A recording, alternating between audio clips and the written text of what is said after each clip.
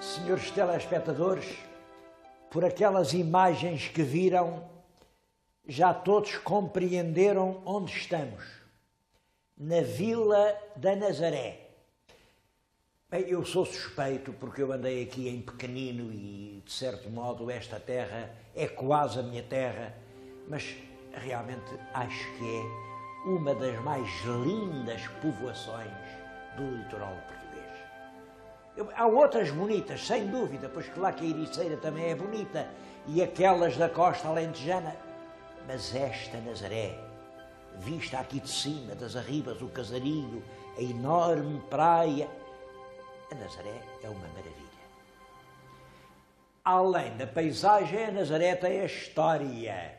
Eu, quando venho a Nazaré, venho sempre à procura da história. Não lhes escondo que chego aqui, venho ao sítio, arrumo o carro e entro aqui exatamente nesta ermita. Entro aqui, olho para o altar, levanto os olhos para uma doce Nossa Senhora que lá devia estar e hoje ela não estava lá. Eu não lhes escondo o meu desgosto, eu pensei que diabo, então agora até a Nossa Senhora roubaram, nem a Nossa Senhora escapou, mas o que é que se passa? Perguntei-me, eu não tinha razão nenhuma, ninguém roubou a Nossa Senhora. O que acontece é que ela estava a ser destruída insensivelmente. É que não era só eu quem tinha tanta simpatia, tanta amizade àquela imagem, não? Era toda a gente. Bom, ao passo que eu olhava, mirava e pronto, ia-me embora, havia muita gente que não fazia isso. Olhava, raspava e levava um bocadinho para a lembrança. Havia outros, traziam o retrato, uma pionese, bumba, espetavam na Nossa Senhora. Em resumo, a Nossa Senhora, já com vários séculos de existência, estava quase a ser destruída. A Irmandade fez o que tinha a fazer, guardou-a, fez bem. É esta imagem, é uma imagem que eu penso que é do século XVII. Enfim, não é nenhuma obra-prima, mas é uma imagem que incorpora a devoção, a fé e a crença de muitas centenas de gerações. Eu próprio não me esqueço que era pequenino, tinha 6, 7, 8 anos e era aquela imagem que eu rezava.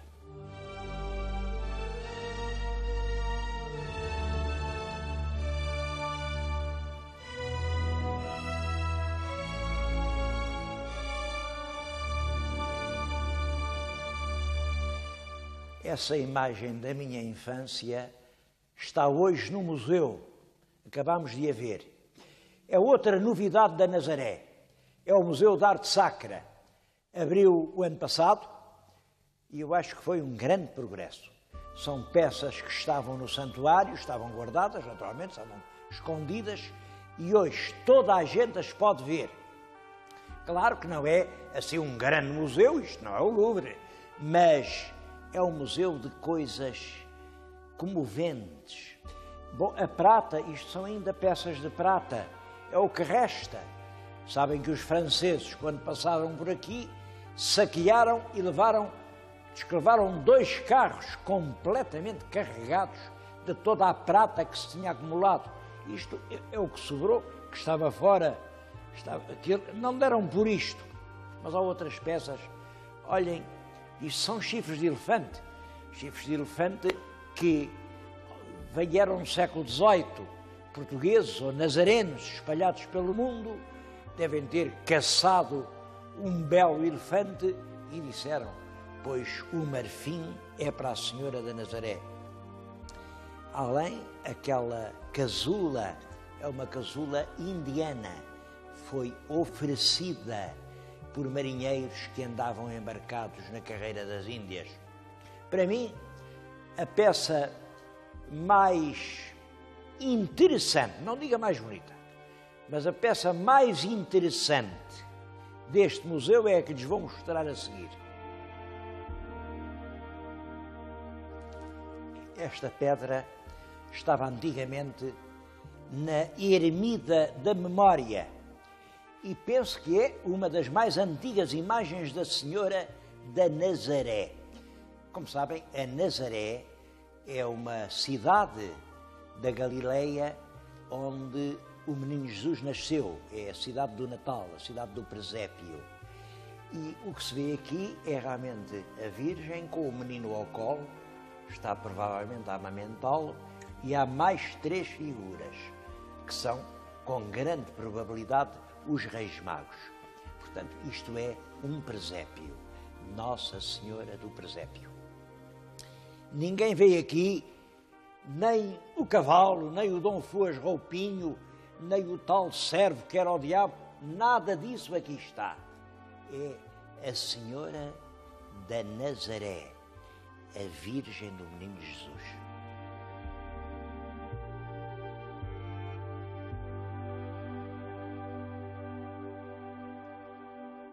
No piso inferior àquele em que se encontra um museu, está instalado o arquivo da Irmandade.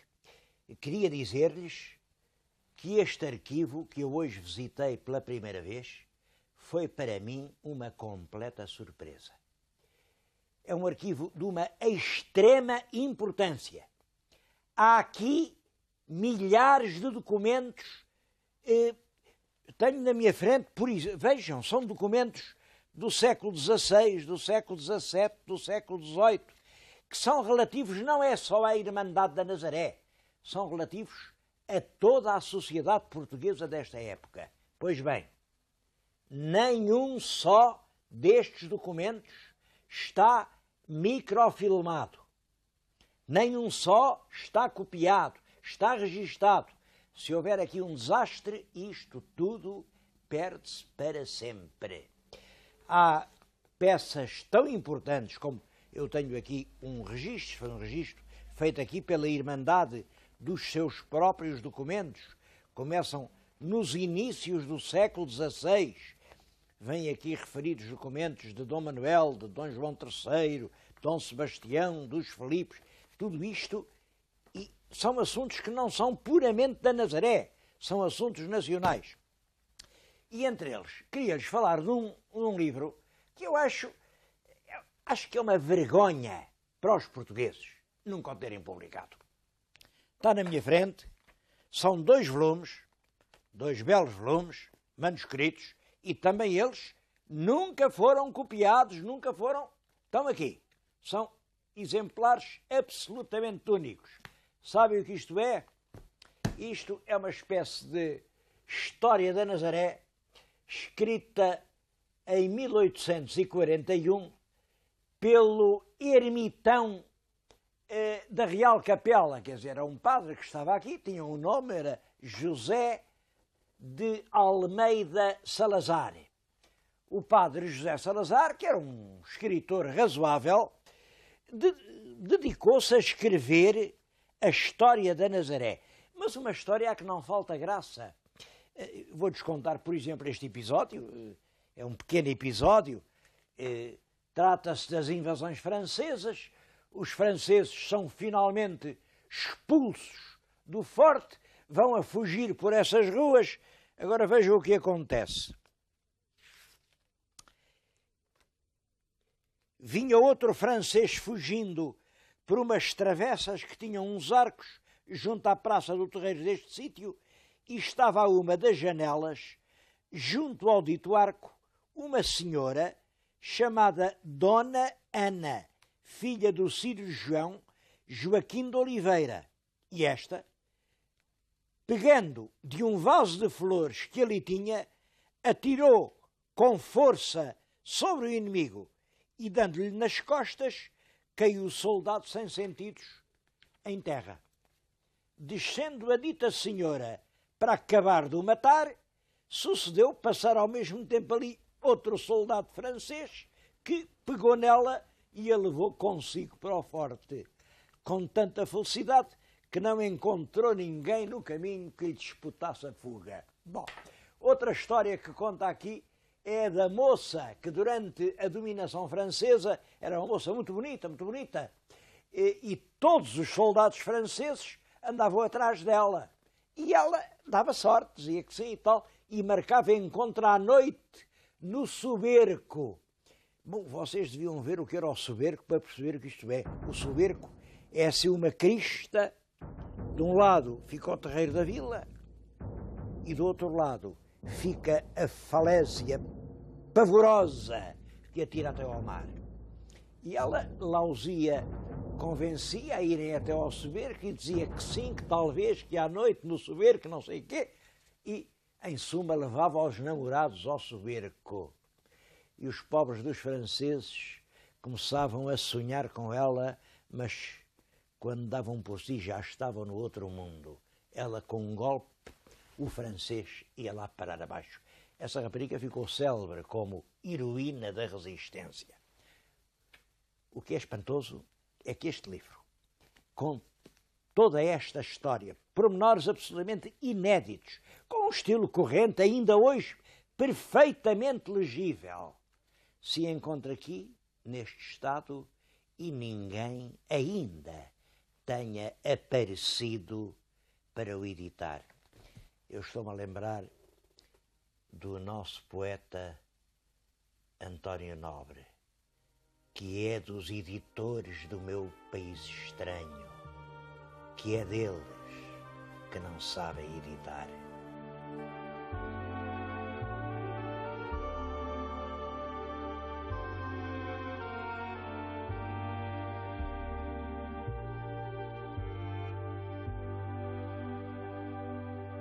Outra novidade da Nazaré, e muito positiva para quem se preocupa com as coisas da história, é este ofício. É um ofício já desta semana, em que o presidente do IPAAR comunica ao presidente da Câmara da Nazaré que o IPAAR foi autorizado a tomar posse administrativa da ermida visigótica de São Gião.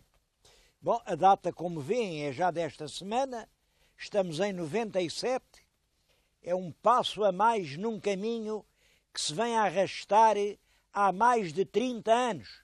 Tenho aqui o artigo pelo qual o Eduino Garcia, que é um esquecido arqueólogo local, dava notícia deste extraordinário monumento.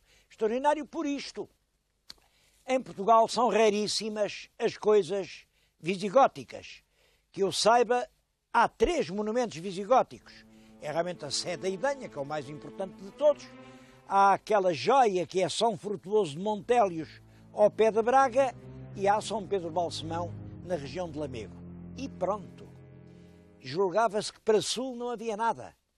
Eis que aqui, junto da Nazaré, portanto, muitas léguas para sul, aparece uma igreja visigótica.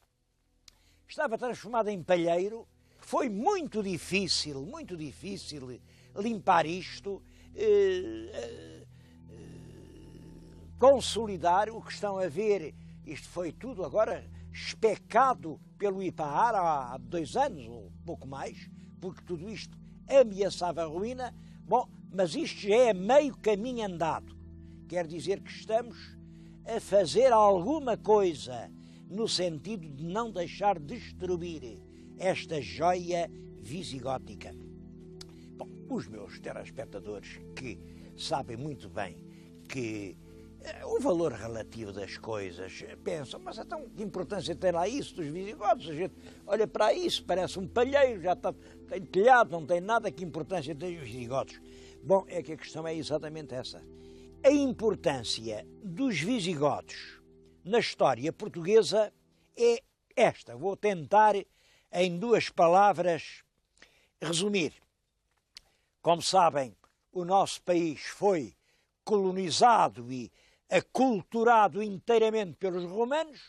Os romanos estão aqui perto de 5 séculos, mas depois vêm grandes grupos de povos do leste, povos germânicos, um dos quais é realmente o grupo dos visigodos. Os visigodos não eram muito numerosos. Penso que os que chegaram a Portugal seriam uma dezena de milhares ou pouco mais. Apesar disso, eles dominaram sem dificuldade os exércitos romanos. Bom, e dominaram, é interessante pensar nisso. Há um escritor na época que dizia que os proprietários romanos eram mais bárbaros do que os próprios bárbaros. E era por isso que realmente as pessoas não resistiam assim muito aos bárbaros.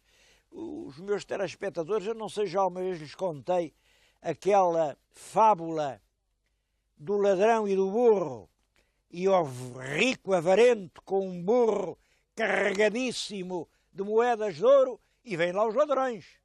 E o avarento diz: foge, burro, foge, foge, olha que os ladrões agarram-te. E o burro perguntou-lhe: então, e se os ladrões me agarrarem, o que é que eles me fazem? Olha, obrigam-te a carregar esse ouro todo para eles? E o burro respondeu-lhe: olha, a mim tanto me faz carregá-lo para eles como para ti. E por isso não correu e ficou em poder dos ladrões. Parece que foi uma coisa mais ou menos assim que se dá com as invasões bárbaras. As populações instaladas não resistiram porque eram mais bárbaros os romanos do que os próprios bárbaros. E poucos visigodos, uns exércitos, alguns milhares de homens, apoderaram-se de toda a península e até de uma parte da França, da Narbonense. Tudo isso era a monarquia visigótica.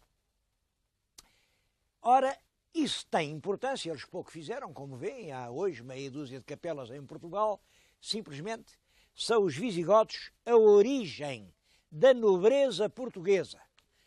Todos os meus telespectadores passaram pela escola primária e disseram que antigamente a sociedade dividia-se em clero, nobreza e povo. Não lhes explicaram a origem dessas classes. Eu por hoje falo da nobreza. A nobreza eram os antigos proprietários visigóticos, que diziam que se distinguiam pela raça, e era verdade, eles eram de outra raça. Era a tal nobreza de sangue azul. É claro que quem não trabalha tem sempre o sangue azul. Quem tem a pele trigueira e queimada é que não tem sangue azul, porque se não notam as veias. Eles eram uma nobreza de sangue azul, era uma nobreza militar, eram cavaleiros. Os nossos últimos marialvas ainda são cavaleiros, uma nobreza cavaleira, e que associava a ideia da nobreza à ideia de não trabalhar. Eles tinham o direito a viver à custa da terra que os outros cultivavam. Essas características são instaladas exatamente pelos proprietários visigóticos. A sociedade visigótica veio a cair diante da invasão sarracena.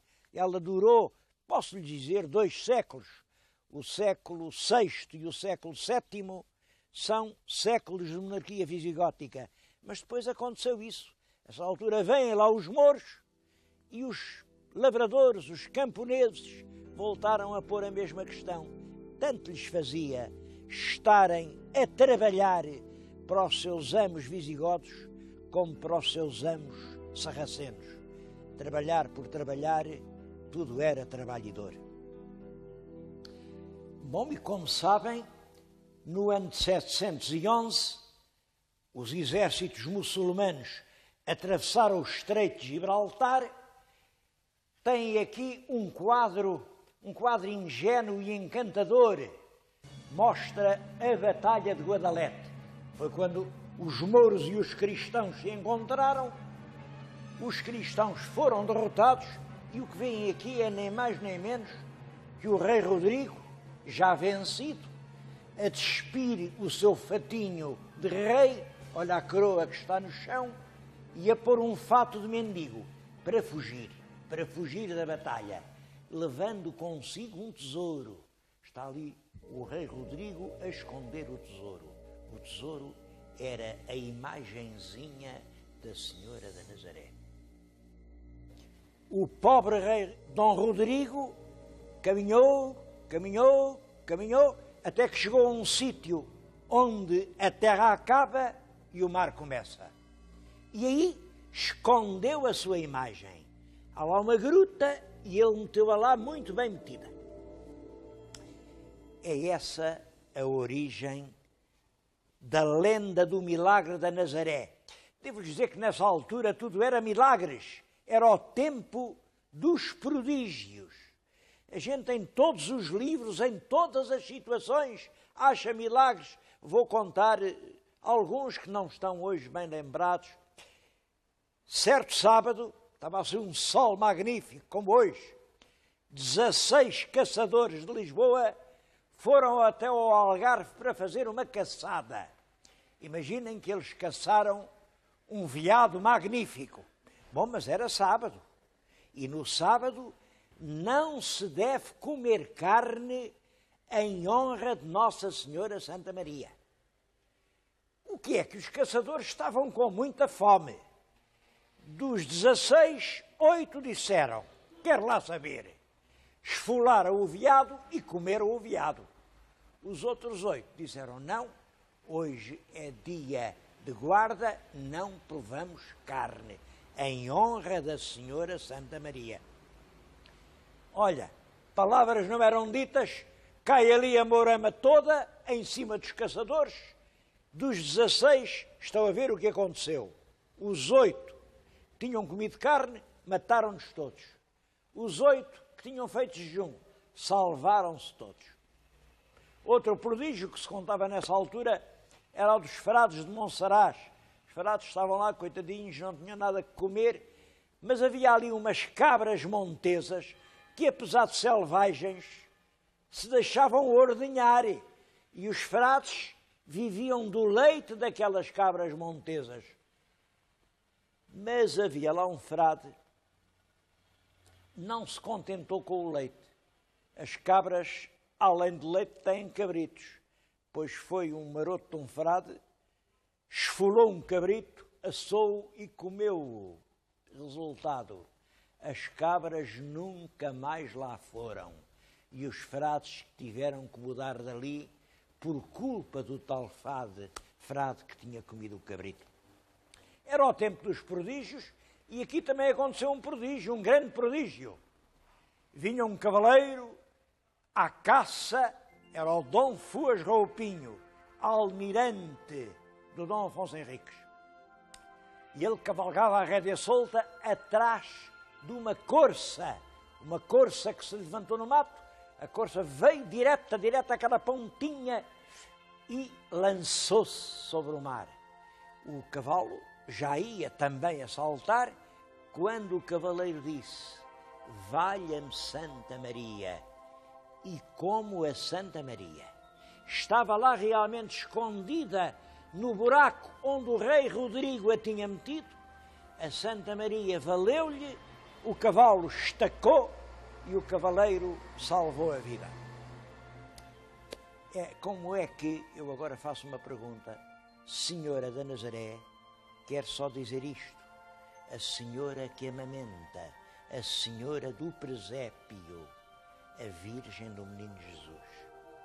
Como é que ela se transformou nesta Senhora que está na Lapa e salva o cavaleiro? Bom, penso que é tudo uma composição do tempo dos prodígios, feita por um frade de Alcobaça, Frei Bernardo de Brito, que veio aqui, ele era erudito, eu acho que ele deve ter conhecido aquela igreja de São Gião, a igreja visigótica, o último rei dos visigodos foi o rei Rodrigo. E o Frei Bernardo de Brito, ao fixar aqui o rei Rodrigo, os seus últimos passos no mundo, estava realmente a pensar na igreja visigótica aqui dos Campos da Nazaré. Foi, não foi? Olhem, vai sair um livro, um belo livro, do Dr. Pedro Manuel Pereira Penteado, sobre Nossa Senhora da Nazaré.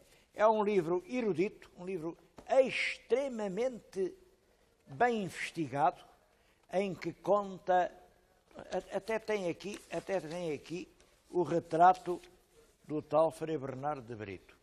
Vai ser agora editado, é mais um milagre da Senhora da Nazaré, porque é a confraria quem o vai editar. Um outro livro saído agora sobre a Nazaré, este, enfim, é claro, não tem essa envergadura histórica. É um livro do Sr. João Granada e que também mostra até que ponto as antiguidades da Nazaré estão agora na moda. Estão e nunca deixaram de estar.